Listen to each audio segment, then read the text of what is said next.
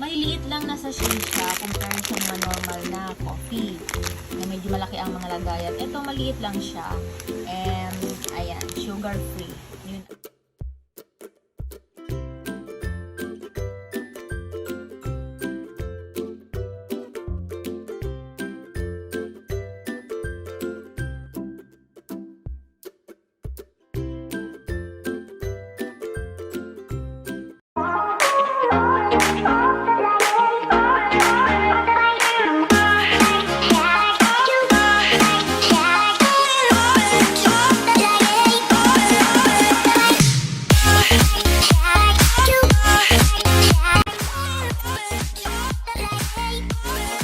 Hello guys! Hello everyone and mga kamar.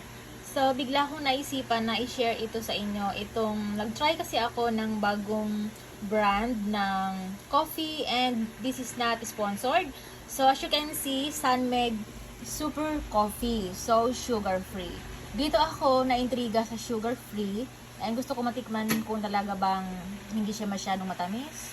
And sabi dito ay lower calories, 3-in-1 coffee, tipid pack. And, ayan siya. So, 10 sachet yung laman niya. And yung sa likod ay ganyan yung nakalagay. Sabi, non-dairy creamer, glucose syrup, hydrogenated vegetable fat, palm kernel oil, milk protein, and etc. So, it's local brand made on the Philippines. And, ayan.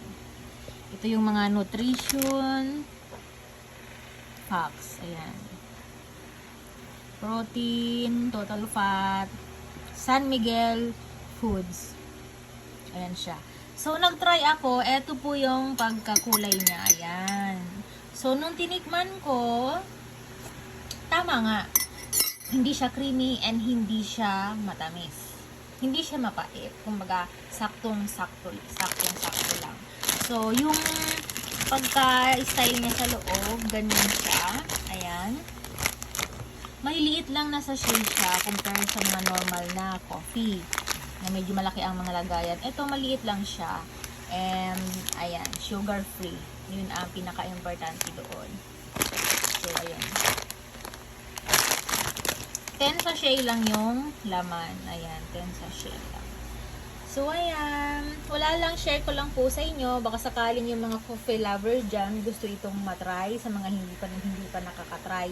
At sa mga nakatry na, syempre alam niyo po ano na ang lasa nito and enjoy sa pag-inom nito. So nag-switch muna ako ng coffee. So ito muna yung ginagamit ko ngayon. Hello, good morning. Hello. So ayan, nakita niyo na po yung coffee na gusto kong i-share sa inyo. So, biglaan lang na naisipan ko na gusto ko siya i-share kasi almost halfway na nga yung coffee na iniinom ko.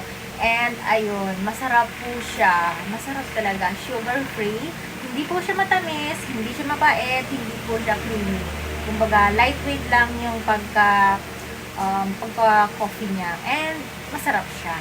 So, ayun na nga, nag-switch ako ng coffee kasi nagsawa na ako doon sa James Coffee. So, San Miguel, ito naman na coffee yung itatry ko. So, 10 sachet, I think, pag naubos ito, bibili ako ulit. So, ang liit lang talaga ng ano niya, ayan, ng mga pagka-sachet niya. Sabi niya, low calories pa daw. Ano ba? Low calories. So, yun. Ito muna yung iinumin ko. And, ayan, yan ang literal na kakagising lang. And, wala pa po akong supply. So, natutulog po ako na ang buhok ko ay lagi nakaganyan, nakabands. Kasi, ayaw ko na yung buhok ko ay nasa mukha ko kasi nag-cause po siya ng pimples. So, busy day today. And, ang gagawin ko ngayon ay ako ay magda-drop off na naman ng order ng Lazada. Meron tayong order. Ito ay worth of 900 plus.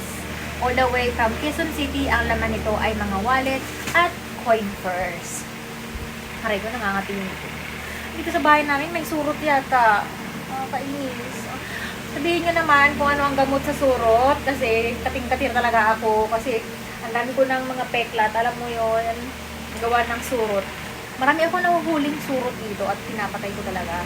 Pero kahit ang mama ko mag-general cleaning, hindi pa rin sila nawawala. Bumili na ako ng spray, hindi pa rin sila nawawala. Kaya tulungan niyo ako kung paano mapupuksa yung mga surot na niya. Naupo lang ako dito sa kahoy na upuan, nangangati na ako. Ayan, nalipat na surot yung vlog ko. Ay, nako. Ayan, sarap siya. So, ito naman, yung mga bagong order na in-order ko, may new arrival ako para sa mga paninda ko sa tindahan. Ayan. Mga crop top siya. Kasi, yung mga customer ko na mga babae ay naghahanap, nagreklamo sila doon na wala daw akong ibang choice na kulay. So, eto na. Ayan, sinunod ko na yung mga kulay at design na gusto nila. Gusto nila colorful. So, ayan. Ayan siya. Ito ay mga crop top. Ayan. O, diba? Maraming choices sila. Kasi, alam mo naman ang mga teens ngayon, mahilig kung ano-anong mga, ano. And last, etong pink. So, ito yung mga new arrival ko na i-display ko mamaya. And, of course, kakatapos ko lang mag-dress back sa mga comments ninyo. And yung iba, mamaya naman na gabi na ma-resbackan ko. Kasi ngayon, it's time to start my day na.